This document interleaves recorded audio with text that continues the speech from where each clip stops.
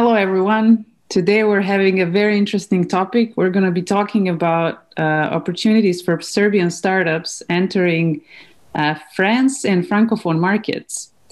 Our guest today is Nikolasom Rabrenovićem. He's a head of, as if I read that correctly, La French Tech Serbia Association. I thought that was a bit humorous, right?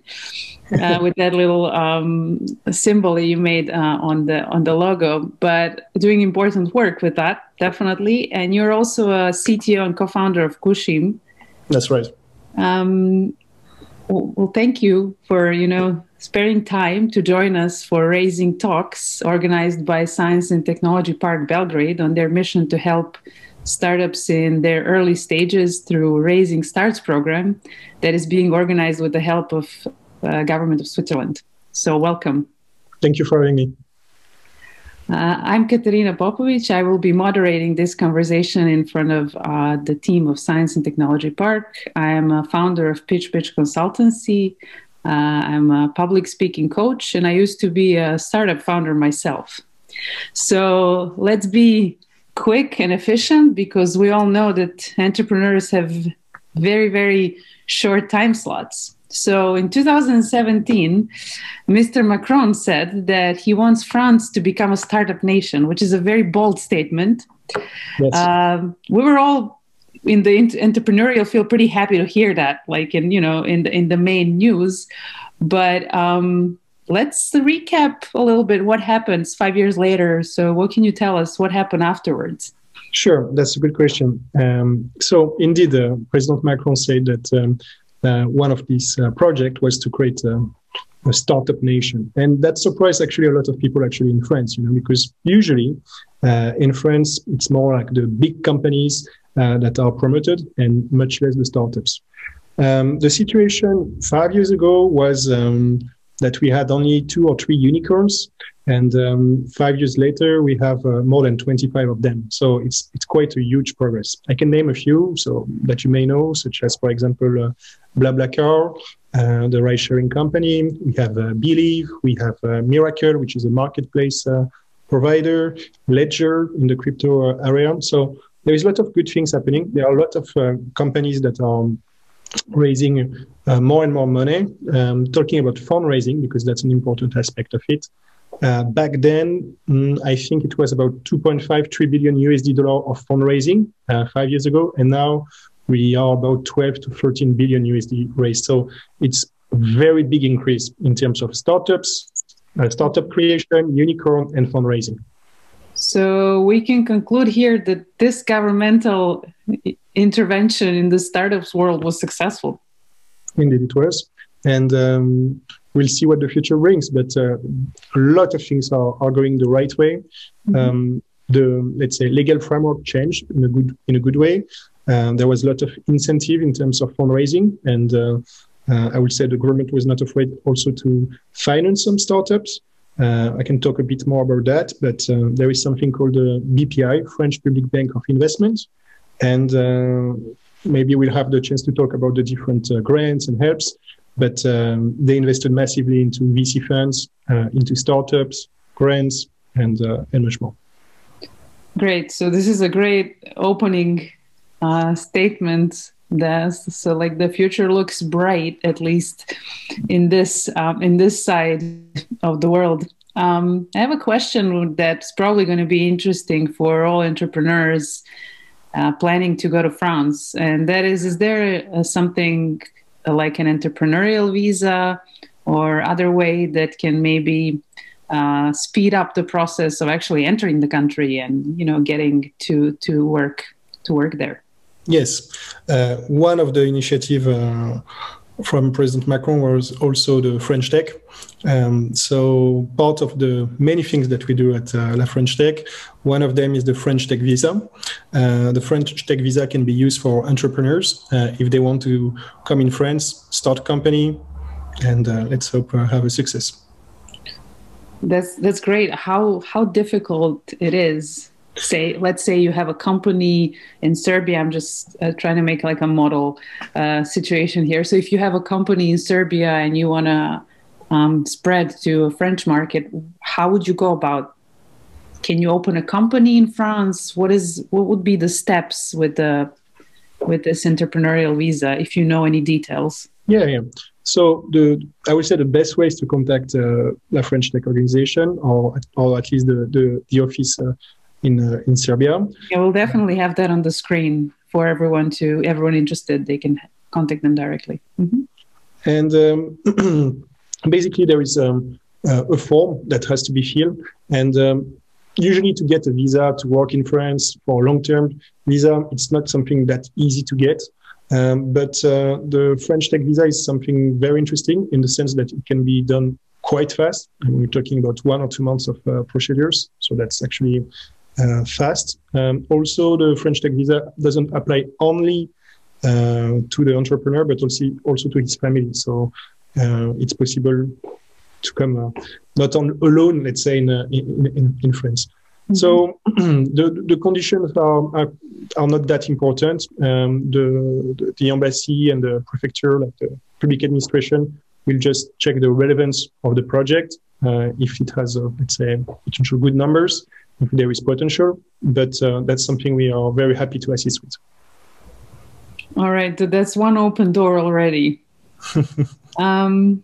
I'm also interested in industries that would be, say, more likely to be funded or versus some other industries. So what kind of products or services are in high demand in France?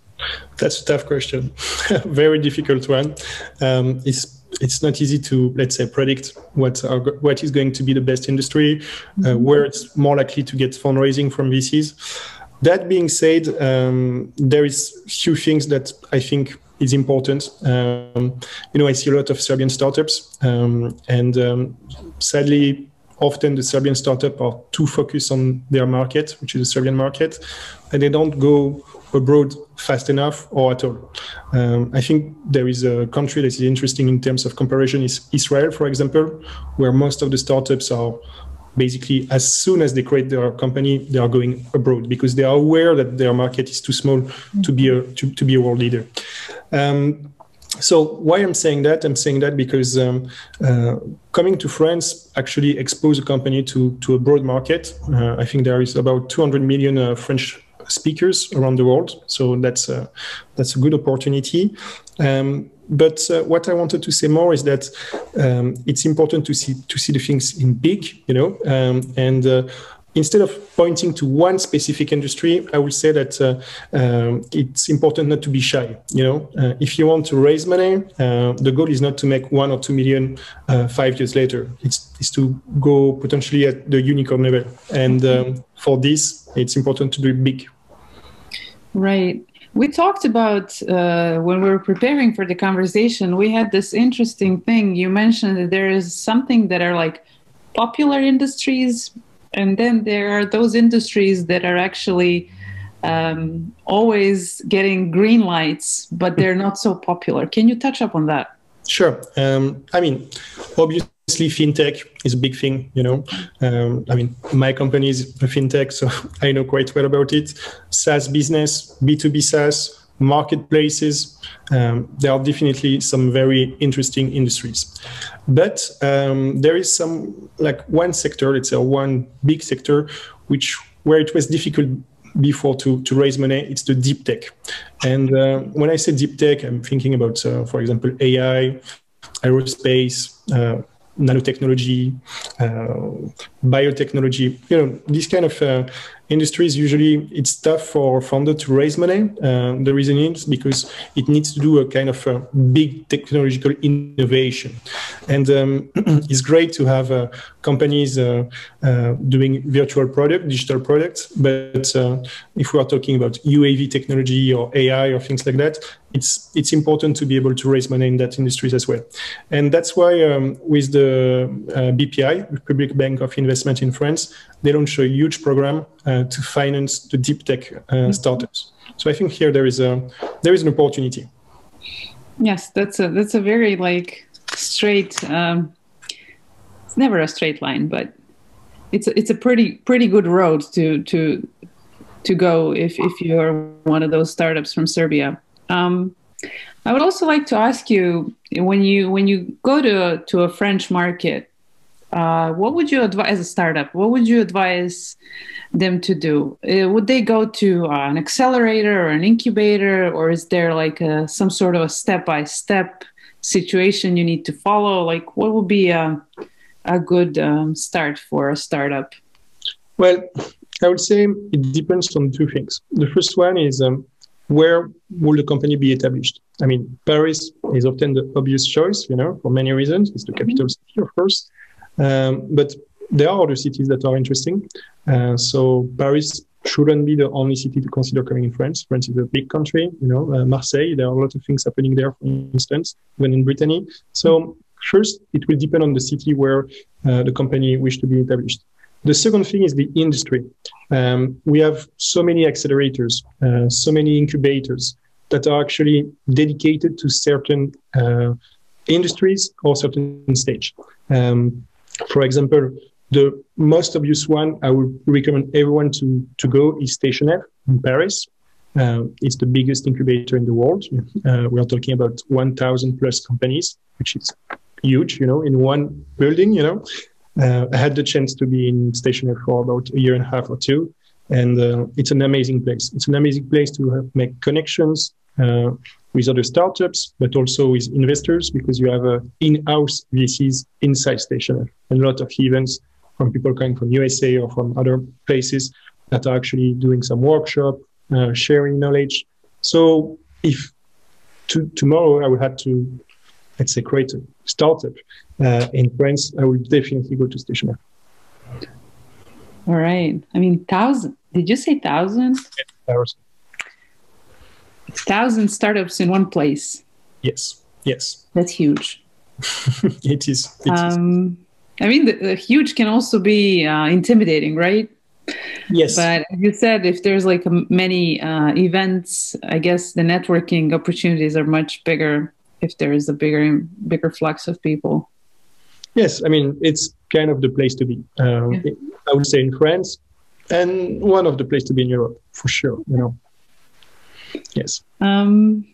Also, as we're talking about investments and places to be, is there an interesting program or programs such as this one, like Raising Starts or something similar in France that you know of? So actually, there are many programs. One of them is called, sorry for the French, but Bourse French Tech. It's a grant that is provided by... We'll translate that. Sorry? I say we'll translate that. Yes. So let's call it the grant of the French Tech. It's financed by the, again, Public Bank of Investment. And the idea is that if you're an entrepreneur and you're starting a company, you can get between 20 to 30K euro of funding. It's not equity based. It's really like a grant. Mm-hmm. And it's help you to, let's say, kickstart your project, pay the development to have your MVP, things like that. So to go from zero to, let's say, the first version of something you can sell. Mm-hmm. So that's definitely one of the most used grants in France to start a company. Would that grant be open to foreigners, or you would have to be you would have to have a French citizen in your team? Is there any sort of limits? I will have to check, but I really don't think so. I mean, once you're a French company, you're a French company, So for some specific investment, there might be questions if the company is not fully owned. If the company is fully owned by another entity in a foreign country, mm-hmm. that makes things actually a bit more complex if you want to do fundraising with public money, because they prefer to fundraise to finance French companies and not company that is owned by, I don't know, company in UK or Germany or wherever. So that will be the only limitation, I would say. Otherwise, if the company is in France and is also owned by individuals that are in France, that shouldn't be a problem too. Okay, and how about some other grants that are not public money, as you said? Yes. So the grant of French tech is one thing, and that's definitely a good way to start. Outside from the grants, I will say that there is a lot of, let's say, seed or early stage capital available in France. We have, for example, Kima Ventures. So Kima Ventures is one of the biggest, let's say, early stage VC, I would say in France, potentially in Europe or in the world. The way it works is that they provide 150K of funding for 50% of the company. And usually they take the decision, I would say, in less than 2 weeks. So they invested that much in so many companies that I think they are investing on average between 1 and 2 companies per day. So just to go back, you said for 15% of the company, or? Yes, 15% for 150K. Okay. Yeah. So that's for early stage. Very early stage. Okay, that's a very interesting one. Any others? Because this would be, I guess, one of the most valuable takeaways from our conversation is the actual, where to go, who to call, and stuff like that. Well, let's put it that way. If tomorrow you want to create a company in France, let's say, if I have to create, let's say, a magic recipe, I will say, first, go to Station F, go to do some network, try to be integrated in Station F. There are so many different programs, because there is like what we call the Founders Program, which is run by Station F, but there are inside Station F many different incubators. So, for example, one of them is run by one of the best school of business, which is called HEC.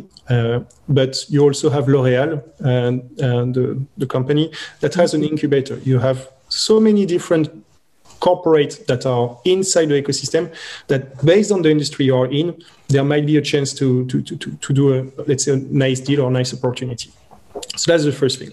Second thing, if you can apply to the French tech grants I just mentioned before, well, it's basically free money, so why not to take it? It can definitely be a good start. Next step will be like to apply to something that's called JEE. So it's in French, Jeune Entreprise Innovante. So young company that is innovating. The benefit from that is that for all of the research and development that you do in France, you basically almost don't, sorry for that, you don't pay any tax on the employee. So that's something actually very interesting as well. And then, build your product, try to sell it, and try to meet some business angel, VCs, and things like that. Okay, thank you for this. This is going to be a very, very good guide. Yes. Yeah, because we need to get to the nitty-gritty details of, because this is usually like when you open a company, it stops being a mysterious fairy tale startup story and becomes a thing of very very important details. And speaking of that, how's the language barrier, and not just in terms of can I speak English in France? I'm not talking about that. I'm talking about, like, say you need some legal help, or you need to hire and say somebody for your company. How does that work? Well, yes, I can understand why French language is not an easy one, definitely, and I know that in Serbia it's not the language that is learned the most. It used to be the case maybe a few decades ago, but nowadays it's not a favorite language indeed.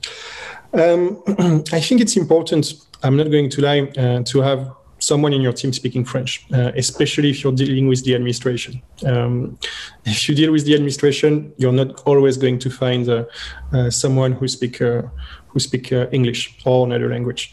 That being said, for the, let's say, day-to-day operation, for hiring people, everyone speaks English. Almost everyone speaks English. All of the developers, because they have so much documentation in English to read, they speak English. Same for the business. So it shouldn't be a big problem. But if you have someone in your team, or if you speak French, well, that's definitely going to help, yes. Okay. I'm also interested in, so say if I go to Station F with my startup and I want to pitch to someone, would I be expected to pitch in French, or I can do it in English? No, you could. Depend on an incubator. No, you could do it in English. Like, as I said, I mean, Station F is like a microcosm, let's say. And I think there is actually maybe more foreigners in Station F than actual French people, you know, like you have people from all over the world, you know. So that's really an amazing place. It's really a melting pot of different cultures. So that will not be a problem at all. Great. I also wanted to touch upon one other thing that was really interesting when we spoke earlier. I also noticed that when I was recently in Silicon Valley, but you said that there's this saying that in every successful company in Silicon Valley, there is a French person there, or more of them. So where does that come from? Yes. So I will say that there is few things. First of all, there is a very good education level in France. You know, like you have many good research centers, PhD students, engineering school, mathematics school. So that's a good thing. The second thing is that it was not always that easy to create a company in France. The mindset was not like the American mindset. If I could say that maybe the American mindset is, okay, create something, try it. If it failed, that's not a problem. In France, the mindset up until maybe 5 to 10 years ago was totally different. It's like, oh, you failed one, you're a failure. And that was actually really hurting entrepreneurs because that shouldn't be the case, you know. If you fail 1, 2, 3 times, well, good. At least you have some experience, you know. And obviously, you will not be doing the same mistake one more time. So that's another thing. The third thing is that because the let's say entrepreneur mindset and also all of this financing, all of this startup nation thing was not yet in France, you have a lot of entrepreneurs, developers, researchers that went in Silicon Valley. I'm talking end of the 90s, beginning of 2000s. And that's where they either created a successful company or they raised up in an existing one. So is there, I want to ask you also, is there a lack of, how's the hiring going in France? Is there like, are they importing talent? Is that going on there too? Because that's kind of usually, that's usually a situation in many countries. Well, yes. In France? Yes, and I can say from my experience as a co-founder of a startup, it's becoming more and more difficult. The reason why is because now we have 22,000 startups in France. We have fundraising that are very important. When I say very important, I'm talking hundreds of millions of fundraising for some startups. So all of these companies, they are trying to expand, to grow. And in order to grow, they need to hire talents. So there is a big war of talents happening in France between the companies, but also more on a global scales between countries, I would say. Mm-hmm. The French tech visa exists for entrepreneurs, but it also exists for employees. Mm-hmm. And in my own company, we sometimes now when we look to hire for a new position, it's more and more usual that we have a resume from USA, from UK, from China, from Korea. And it's interesting because you will expect this French tech visa for employees to be mostly used to, let's say, import talents from East of Europe, India, or other countries. That's not the case, actually. France is kind of winning back the, let's say, war of talents, if I can say. And most of the people that we see coming with this visa are people from USA, are people from UK, are people from South Korea. So that's something interesting, yes. Why would that be the case? My next question is this connected somehow to the French lifestyle? Because I think a lot of decisions nowadays are made around the quality of life versus just the quality of the work.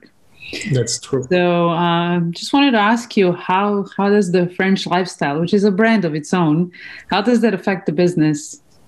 Well, I think it affected. Well, I mean, just to jump back on the previous question, I think a lot of people want to, when they finish their study, they want to move. That's something natural, you know, maybe for a few years, then later on to get back to their country. That's something natural, and I don't think it should be stopped in any way. We're not talking about brain drain. We're just talking about free movement of people here. And I think France and Paris, you know, you have, I mean, of course, it's a beautiful city. I was born in Paris. It's amazing, you know, and I think that's why a lot of young people want to see what's going on in Paris, in France. A few years ago, Paris was not on the map in terms of startup. Now it is, as one of the main cities in Europe. So that's also bringing a lot of talents here. Now, how the French lifestyle is, let's say, having an impact, let's say, on the way to do business in France. Well, I would say there are some differences, you know, like I think in Serbia, back in the days, it used to be people used to start to work very early and then to go back home, let's say middle of afternoon or early afternoon, you know. I mean, it used to be the case. It's less the case nowadays in Serbia. But in France, you know, like it's maybe a small example, but that's also saying how the lifestyle is inside the daily work. It's not unusual for people to take 1 hour, 1.5 hours for lunch, you know. So people are really taking the time. They start a bit later, like 9, 9:30, even 10 in some companies. Then they go for lunch for 1 hour, 1.5 hours. Sometimes there is a glass of wine on the table, and then they finish a bit later, like 5, 6, 7, or even more. So that's one thing that can, let's say, showing a bit how the culture is present in the daily life. We need to get ready for the wine, right? Yes, you have. Do your wine homework. So it will be a nice advice for networking in France. I'm also interested in these particular things. I read about this. Is that a law already by now that you cannot contact workers outside the working hours? And those kind of things, like how's data privacy laws? How are those things are they any different than, say, the rest of the Europe, or how is that working? Yes, I will start with the data privacy thing because that's a big topic. As you are aware, there is this GDPR in Europe now. So thanks to the GDPR, each time you go on the website, you have to accept or refuse a cookie. Well, for the end user, it's not always pleasant, but still, I think it's important to let the people be able to know how they are tracked basically online. There is in France an organization that is called CNIL. It's the organization that is making sure that there is data privacy for everyone, actually. And there was very recently, like 1 or 2 weeks ago, 2 decisions that actually surprised a lot of people. The first one is that they recommend and even they forbid to use what we call the Google fonts on the website. So because they figure out that when you're putting a Google font on your website, you're basically sending back data of your user to Google servers that are usually hosted in the US. So that's one thing. They also made a new decision, which is to potentially forbid something called Google Analytics, which is the most popular analytics tool used online. And same reason, because the data of the internet users are going back to the USA. So things are happening. Many people are also talking about the cloud to less and less host data in foreign countries, but more and more locally, you know. Actually, if you are hosting European data, it should stay in Europe. You are not allowed to use AWS with a data center in USA if you are hosting European data. So there are many things like this to take in consideration. Now, talking about the law for employees, that's a big topic for France, you know. Since the end of Second World War, there was a lot of, we can call them socialistic laws to protect the rights of the employees. And recently, a new law came up, which was trying to find a balance between work and personal life. So that's true. If it's a Saturday or Sunday or day off, theoretically, the boss of a company or the founder is not supposed to send hundreds of emails or to call an employee on his free time. That being said, working in startups is a bit different. I'm not advising not to respect the law, obviously, but, but taking back the example of Station F is an incubator and it's open 24/24, 7/7.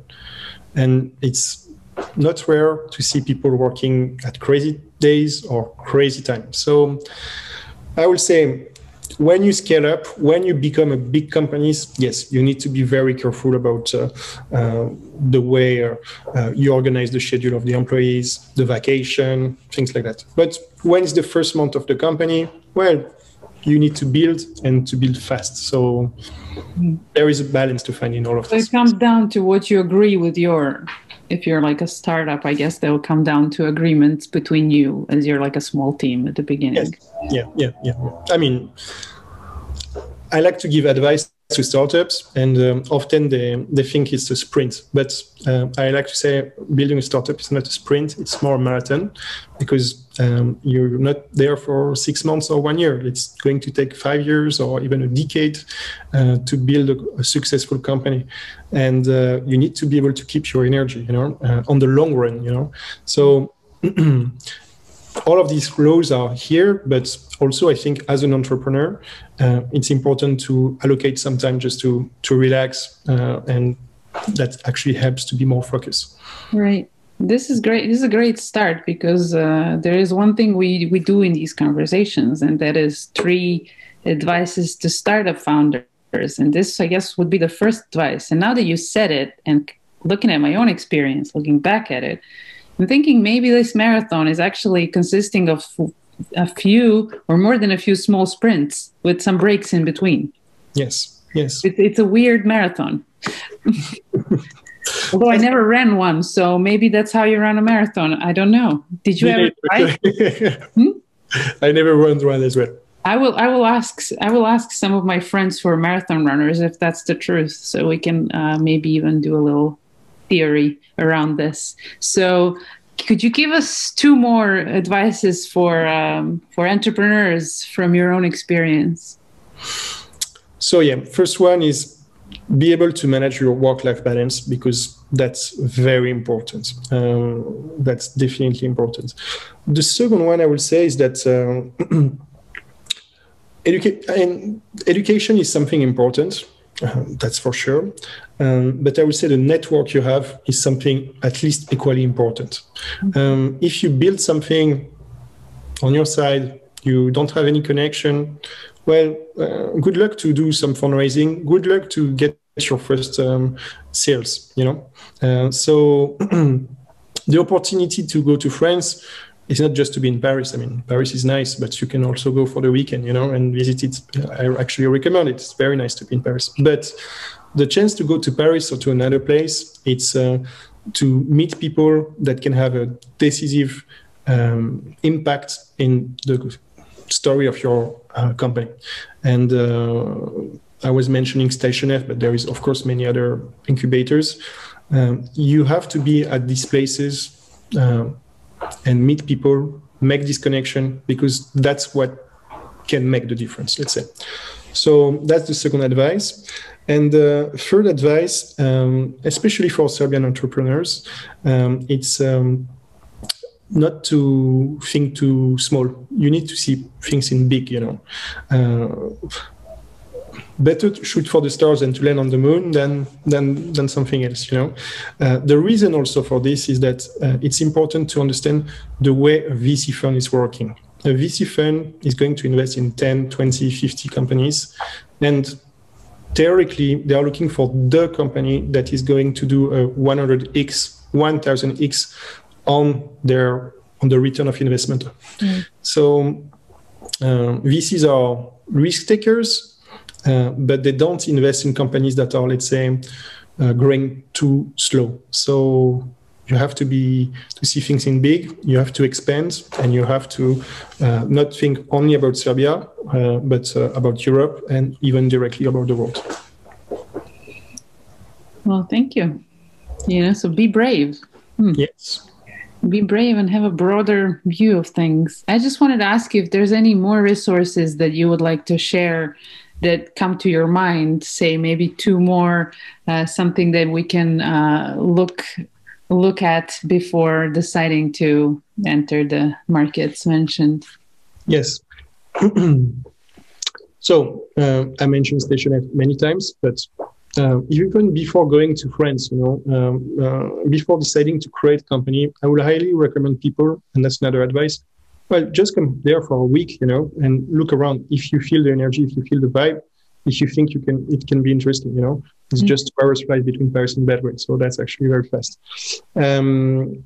What I wanted to say is that there is the French Tech in Belgrade. So we are here to assist any company to expand, to create company in France, but also potentially to introduce them to French investors. And there is also the French Tech International Community. So there is a dedicated Slack channel and community and events for people coming from abroad that are in France or want to come in France.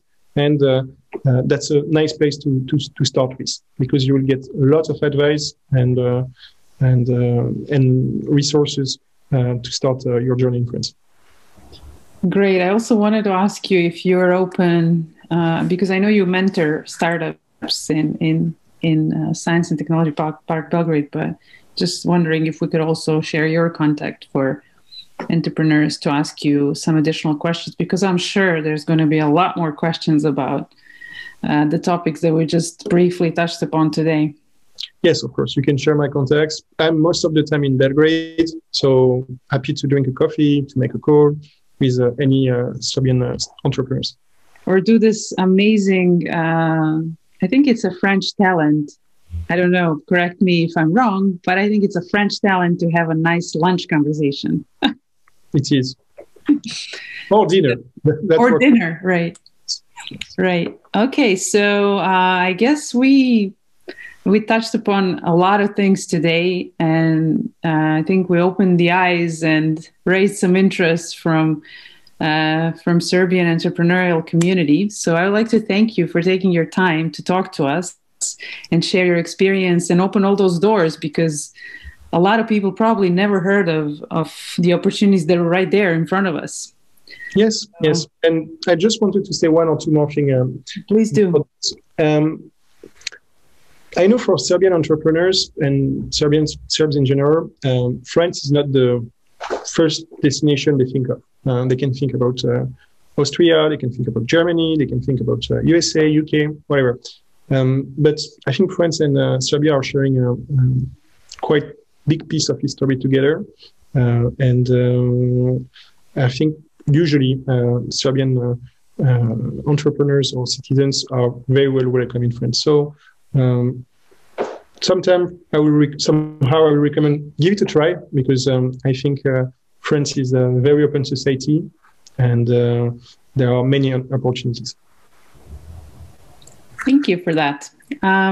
So in front of the entire team of the Science and Technology Park, thank you again. Thank you very much. We will be sharing more entrepreneurial wisdom and resources. So please follow us on social media. Raising Stars program addresses and also Nikola's contacts will be on the screen. And see you all soon in March. We're going to have new stories from some new exciting markets. Great. Thank you very much for having me today. I wish you a very nice day.